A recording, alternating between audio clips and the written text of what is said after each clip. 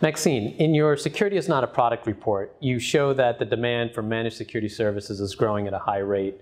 What are the challenges that you see organizations facing that's driving that demand? Security workforce, most definitely. The shortage in the security workforce is definitely driving enterprises to look to managed services. The talent pool is small.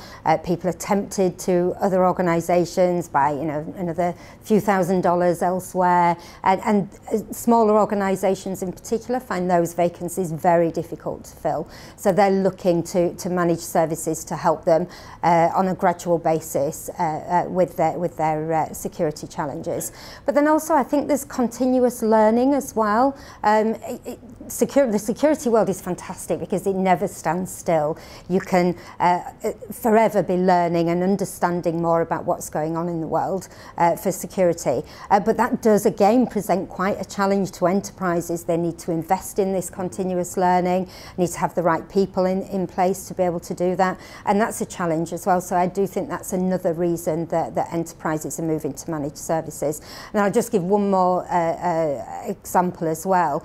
The managed service providers often have the right expertise to be able to support that organisation, and if you can't get that expertise in-house, then you're far better off going to managed services, and that's what we're seeing quite a lot of.